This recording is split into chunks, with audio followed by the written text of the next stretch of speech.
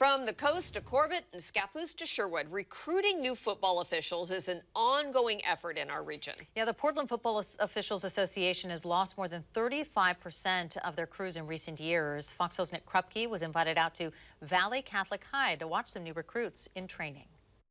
Now hiring. It's a sign of the times, and virtually all avenues of commerce and industry and referees are no different. In the need of a few new women and men to officiate youth and high school games in the Rose City and beyond is making the call for help too. Eventually I'm going to punch like this. Training day before training camp. But that end on the right side is going to be in the backfield. The Portland Football Officials Association is coaching up the next generation to enforce the rules of the game. This is going to be passed to the right. We served the first schools in 1947. Never, ever has the roster been this low. Darryl Willis and his new knee are entering season 34 as a zebra on the youth gridiron. Number one, it's a blast.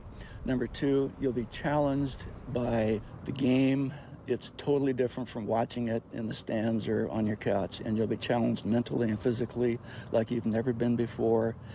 And number three, you will never watch a football game the same way. Ashley Edwards is finding a way as a lawyer by day and an official recruit for the fall after visiting pfoa.us. It really lets you appreciate the game on so many different levels.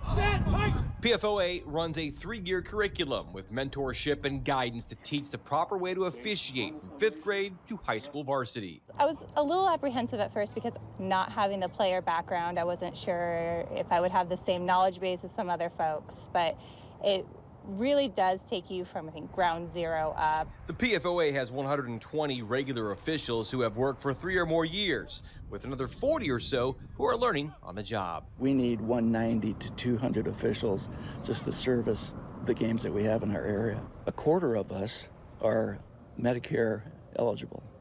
We're too old. The average age is north of 47 now. We need to get that down, and the only way we're going to be doing that is to continue our recruiting and retain those newer officials. The high school football season kicks off on September 1st. The lack of officials is causing games to move from both Friday and Thursday night lights, as well as Saturday, but at least the games will be played and not canceled for the kids. In Beaverton, Nick Krupke, Fox 12 Oregon. And the return of Friday Night Lights is just 5 weeks away. Nick and crew will be live every Friday at 10:30 right here on Fox 12.